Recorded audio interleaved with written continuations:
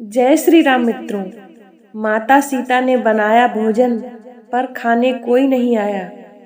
लंकापति रावण के वध के बाद जब अयोध्यापति प्रभु श्री राम की कीर्ति दूर दूर तक फैल रही थी और वह मर्यादा पुरुषोत्तम कहलाने लगे थे, तब एक दिन महादेव शिव की इच्छा भी मर्यादा पुरुषोत्तम श्री राम से मिलने की हुई।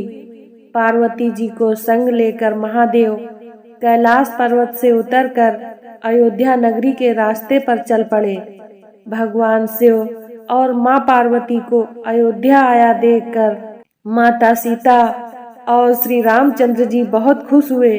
माता जानकी ने उनका उचित आदर सत्कार किया और स्वयं भोजन बनाने के लिए रसोई में चली गईं। इस बीच भगवान शिव ने श्री राम जी से पूछा, आपके सेवक हनुमान जी दिखाई नहीं पड़ रहे हैं? तो श्री रामचंद्र जी बोले, वे बगीचे में हैं। शिव जी ने श्री राम जी से बगीचे में जाने की अनुमति मांगी और मां पार्वती जी का हाथ थामकर बगीचे में चले गए।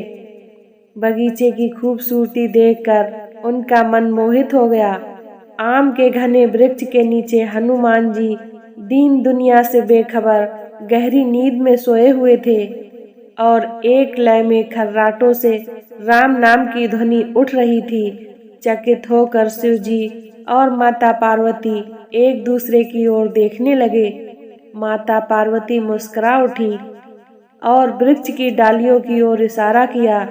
राम नाम सुनकर पेड़ की डालियां भी झूमने लगी थीं और इनके बीच से भी राम नाम उच्चारित हो रहा था।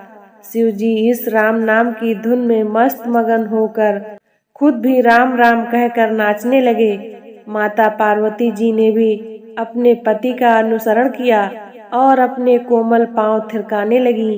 शिव जी और पार्वती जी के नृत्य से ऐसी झनकार उठी कि स्वर्ग लोक के देवता गण भी आकर्षित होकर बगीचे में आ गए और राम नाम की धुन में सभी मस्त हो गए। माता जानकी भोजन तैयार करके प्रतीक्षारत थीं, परंतु संध्या होने तक भी अतिथि नहीं पधारे।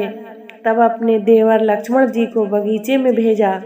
लक्ष्मण जी तो स्वयं को श्री राम का सेवक ही मानते थे, अतः बगीचे में आकर जब उन्होंने धरती पर स्वर्ग का नजारा देखा तो खुद भी राम नाम की धुन में झूम उठे। माता जानकी परेशान हो रही थी कि अभी तक भोजन ग्रहण करने कोई भी नहीं आया।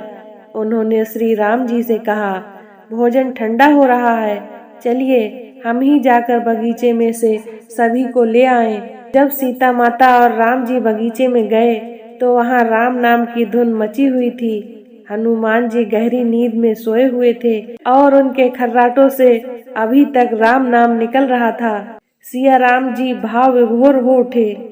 राम जी ने हनुमान जी को गहरी नींद से जगाया और प्रेम से उनकी तरफ निहारने लगे।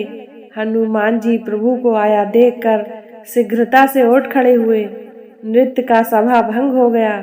शिव जी खुले कंठ से हनुमान जी की राम भक्ति की सराहना करने लगे।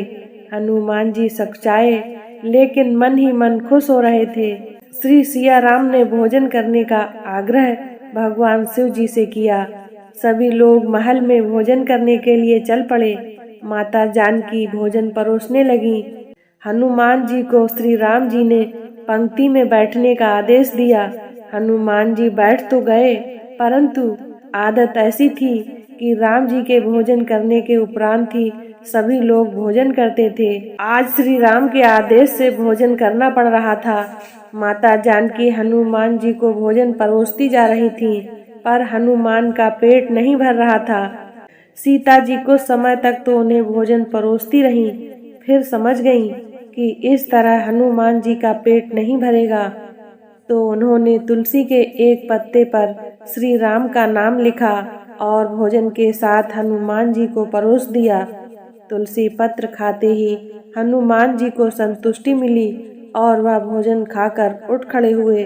भगवान शिव ने प्रसन्न होकर हनुमान जी को आशीर्वाद दिया कि आपकी राम भक्ति युगों युगों तक याद की जाएगी और आप संकट मोचन कहलाएंगे। संकट कटै मिटै सब पीरा, जो सुमिरै हनुमत बलबीरा। इसी तरह की ज्ञानवर्धक व धार्मिक कथाओं को सुनने के लिए हमारे चैनल को सब्सक्राइब करें। जय श्री राम।